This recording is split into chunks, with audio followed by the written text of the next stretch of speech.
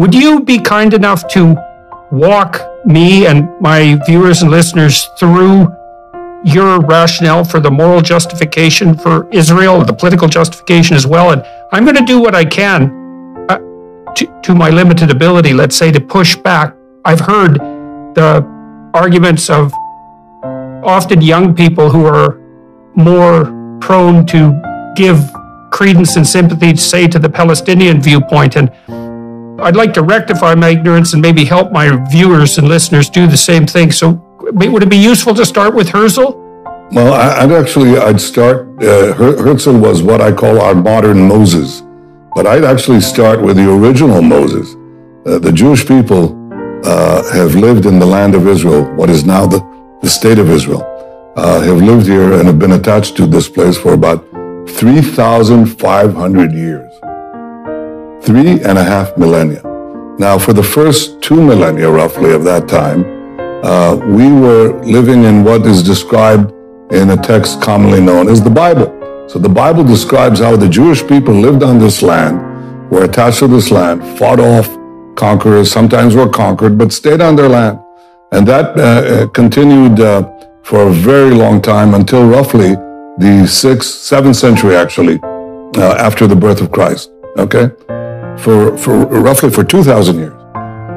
We were conquered by the Romans, we were conquered by the Byzantines. They did a lot of bad things to us, but they didn't really exile us, contrary to what people think, okay? The loss of our land actually occurred when the Arab conquest took place in the 7th century. The Arabs burst out from Arabia, and they did something that no other conqueror, not the Romans, not the Byzantines, not the Greeks before them, not Alexander the Great, nobody did before.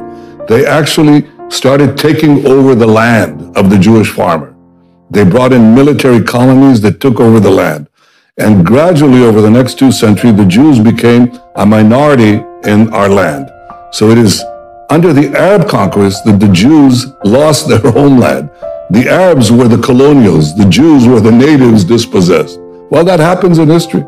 The Jews were dispossessed. We were flung to the far corners of the earth, suffered unimaginable suffering because we had no homeland.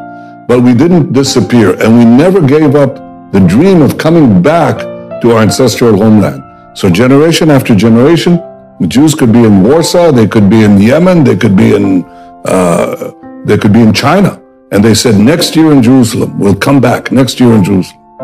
Well, that was made possible because the Arabs who had conquered the land basically left it barren. They never made it their own. It was a barren land. It really practically it was an empty land.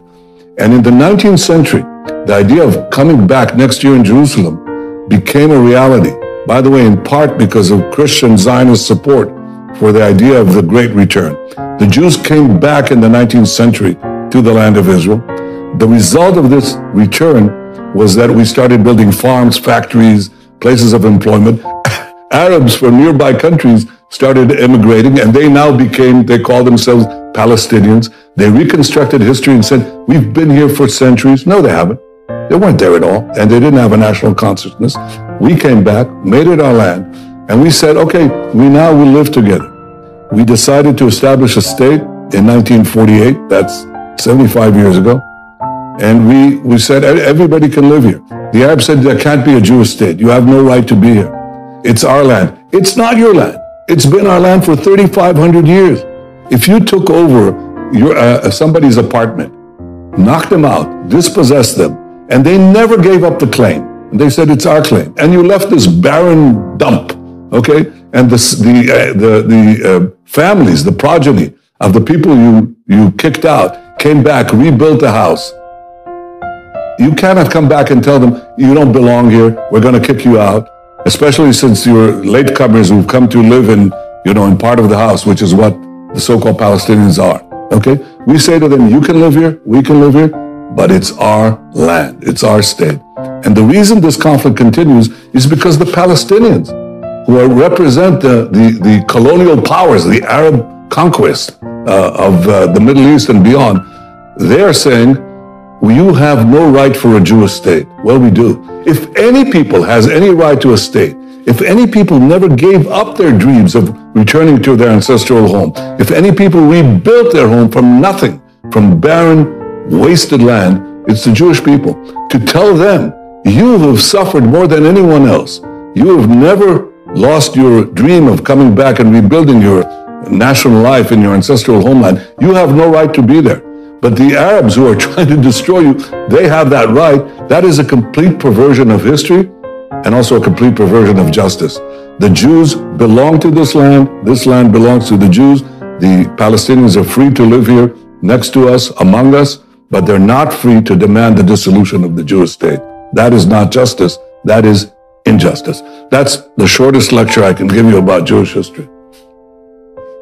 So why do you think the claim that the Palestinians were somehow there in Israel first and have been displaced in a colonial occupation, let's say, by the Jews, why do you think that idea has gained such cachet, not least in the West? Because of ignorance? I mean, what do you mean they were here first? Well, you're familiar with the story of Jesus, right? Jesus was a Jewish rabbi living here 2,000 years ago. He was a rabbi from the Galilee, okay? He came to Jerusalem, he turned the money tables of the tables of the money changers on the Temple Mount. Where did that happen? Did it happen in Tibet? It happened here. Jerusalem was our capital. King David made it our capital 3,000 years ago. So the Jews are here. To try to say that they weren't here and that the Palestinians were here thousands of years ago is ridiculous. Anybody who can, you can actually Google this and find out how absurd this thing is. So as far as reinventing ancient history, that is unpardonable, because anybody can find out and understand that the Jews were here for thousands of years, the Palestinians weren't here. As far as modern times are concerned, what the Palestinians have said is, and I write this in my book, and I show it because it's so comical. What they say is, we were here, Palestine was a verdant land in the 19th century, teeming with Palestinians, until the Jews came in, took it over and threw it out. Okay, well, that's what Arafat effectively said in his infamous speech in the United Nations, blaming Zionism, equating Zionism with racism. Well, there's only one problem with that. He said that the Jewish invasion of this verdant Palestinian homeland happened in 1881, okay? The problem with that is that 12 years before, a famous visitor, among hundreds of visitors, named Mark Twain, visited the Holy Land. And he describes a totally different picture. He describes Palestine, I'm quoting him, is a vast wasteland. He said, only imagination can grace this barren land with the pomp of circumstance and life. It's just, he said, we traveled for a whole day. We didn't see, in the Galilee, we didn't see a human being, one single human being. He said, Jerusalem sits in sackcloth and ashes. And as he was saying that, it's the Jewish return that began building the land. Well, perhaps one could argue, it's obvious that Mark Twain was not in the service of the Jewish state because it didn't exist. He wasn't in the service of the Jewish lobby because there wasn't any Jewish lobby. He was just reporting what was there. Could there possibly have been a tremendous influx of Palestinians between 1869 and 1881, the year that Arafat says the Jewish invasion began and destroyed the Palestinian paradise? Well, alas, no. Because in the year 1881, another famous visitor visits Israel, and he visits this land, and he writes also his memoirs, okay? His name was Arthur Penrhyn Stanley. He was a very famous courtier of Queen Victoria's court, okay? And he came here on a special visit. And he says, I looked south and I looked north. He says, I'm in Judea, and I see nothing. He says, a barren expanse. And they both express, both Twain and Arthur Penrhyn Stanley say the same thing.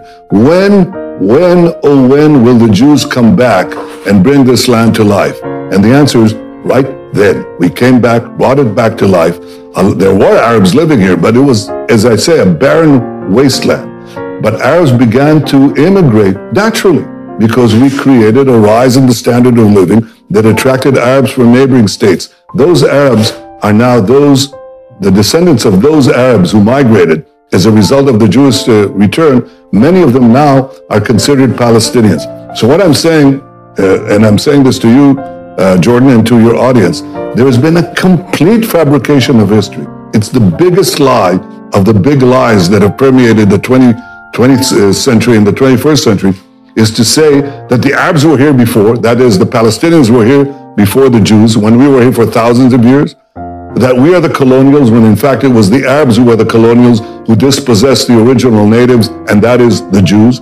Then we came back to this land that was laid barren by the Arab conquest, brought it back to life, and allowed Arab immigration, what we call now Palestinian immigration, to come back in. And now they say to us, in unimaginable chutzpah, they say, you don't belong here.